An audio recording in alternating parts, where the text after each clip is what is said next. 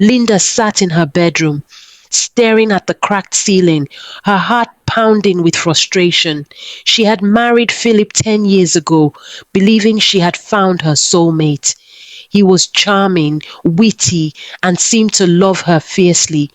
But over time, that love had turned suffocating, like a dark cloud that hung over her, slowly swallowing her whole. At first she dismissed the red flags, the constant criticism disguised as helpful advice, his belittling of her dreams, and the way he turned every argument around to make it her fault.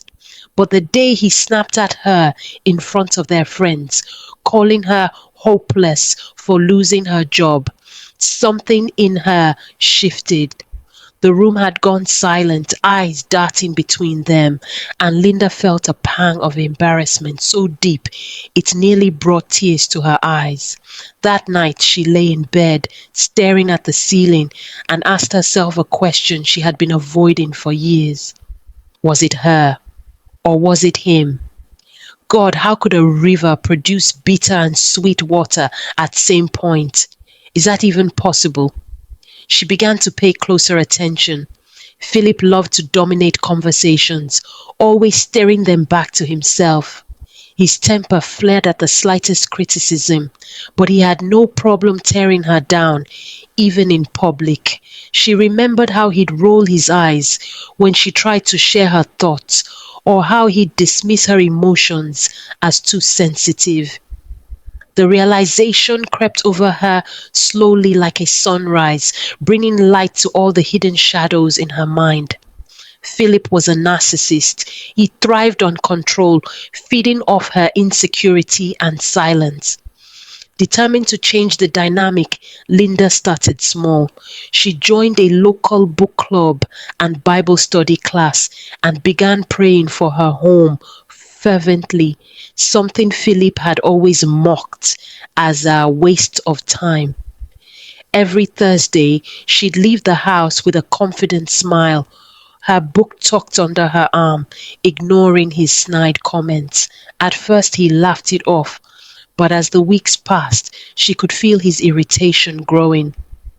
One evening, she sat at the kitchen table, engrossed in a new book, when Philip barged in, slamming his briefcase down. Are you seriously wasting another evening with those bored housewives and gossip wagon? He sneered. Linda looked up, calm but firm. I enjoy it and it makes me happy. Philip's face reddened. You're always doing what you want now, aren't you? Linda felt a rush of adrenaline. She could sense his frustration, his need to control the situation, but she refused to back down. I have the right to enjoy my life, Philip, just like you do. He huffed, his anger palpable, but she remained steady. She could see it in his eyes, the confusion. He wasn't used to this side of her. The next day, Philip suggested they go out for dinner, his voice syrupy sweet, as if nothing had happened. Linda accepted, but set a rule, no arguments. Philip nodded, but she could tell he was already plotting. The evening began smoothly, but as they discussed the menu, he launched into another one of his rants about how people these days were so lazy and ungrateful. Linda interrupted him, a firm tone in her voice. Philip, I don't want to hear about that tonight. Let's talk about something we both enjoy. His eyes narrowed. Are you trying to control what I say now? Linda kept her gaze steady. No, I'm asking for respect. That night, after they returned home, Philip exploded, accusing her of trying to change him. He yelled, his voice echoing through the house, but Linda stood firm. She let him vent, watching him pace back and forth, his words becoming more desperate, less coherent. And for the first time, she felt calm. Days turned into weeks.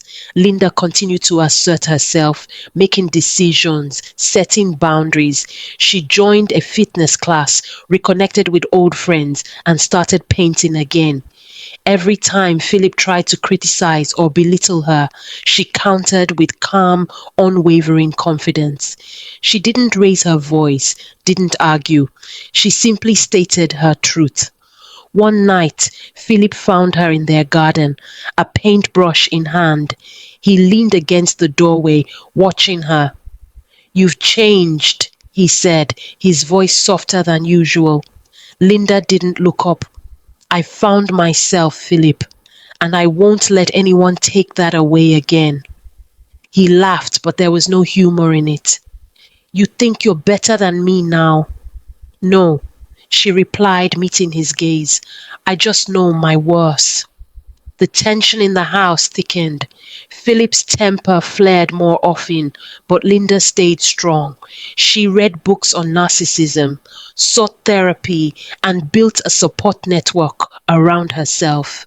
Each step forward, each act of self-care, felt like reclaiming a piece of herself she had long forgotten. One stormy night, the final test arrived. Philip came home late, his face twisted in anger. He began yelling the moment he walked through the door, accusing her of neglecting him, of being ungrateful for everything he had done for her. "I picked you up from the dump site, and I know what it took me to dust, clean, feed, and make you who you are today. Now you want to show me that you have arrived, but it's well we shall see." Philip yelled and hissed as he stormed into the living room. Linda took a deep breath, her heart racing, but her voice steady. "Philip, you're upset, but I won't stand here and let you insult me." He stepped closer, his face inches from hers, trying to intimidate her. "You're nothing without me, Linda." For a moment the words stung, but then like a bolt of lightning, clarity struck her. She looked him in the eye, calm and resolute. "No, Philip, you're wrong. I'm everything without you." He blinked, stunned, as if slapped. For the first time, he had nothing to say. He stormed out, slamming the door behind him. Linda stood there, her hands trembling, but inside she felt a sense of peace she hadn't felt in years. She knew the journey ahead would not be easy. Philip might never change, but she had. She had regained her confidence, restored her peace, and redefined respect in her home. Not through divorce, but through courage, self-love, and unyielding strength.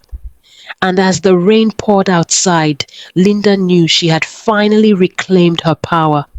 Philip drove straight to Linda's parents' house, 45 minutes from his home.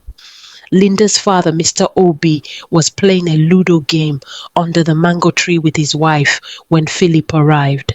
Mr. Obi, on seeing the speed at which Philip swirled the car to a stop, hastened towards Philip as he used his eyes to search for answers to his curious mind. Philip managed to greet him as his heart burned in anger. He said, "I need my respect. Tell Linda to respect me because I don't know what has gotten into her recently. She now talks to me as she likes." "Calm down, my son. Please have a seat. Let us discuss." Mr. Obi pointed at a chair under the mango tree. They walked to their seats and sat down. After laying all his complaints against his wife, Linda, Mr. Obi told him to go home and that he would later talk to his daughter, Linda. He offered Philip some cola nuts and drinks, but he turned it down, giving some excuses about where he needed to go and catch up with some things. They bade him farewell as he drove off. Philip drove to his own parents' house to complain to them about how mannerless his wife had become. But before he could finish, his mother cuts in. "Philip, what do you do when someone pushes you down, grabs your neck, and pins you to the floor? And even with your hands up in the air, yet the person showed no mercy? Ha ha ha ha ha. I will revolt, in fact. I will fight back with all my strength, with every damn thing I have." Philip swore to his mother. "Fighting back? Philip, that is exactly what Linda is doing now. Remember what I told you the last time you addressed her, like an animal in my presence. So go and put your home in order." his mother warned him. Philip left for his house, and on his way he met his childhood friend, with whom he recounted all that his mother had told him. His friend told him to go home and ask for his wife's forgiveness, and to also ask her to help him. Since she had endured him these years, she could also help him to live and behave better. Initially, he asked his friend to go on his behalf, but his friend refused and made him to understand that pride was the main cause of his restlessness, and he should be very careful not to lose his home to pride. Linda was so happy when she received her husband's apology. She said to herself, I know change is difficult and takes time and courage. I will endure more, especially now that he has advised himself to be better. I prefer this to raising my children without their father. So help me God, she prayed.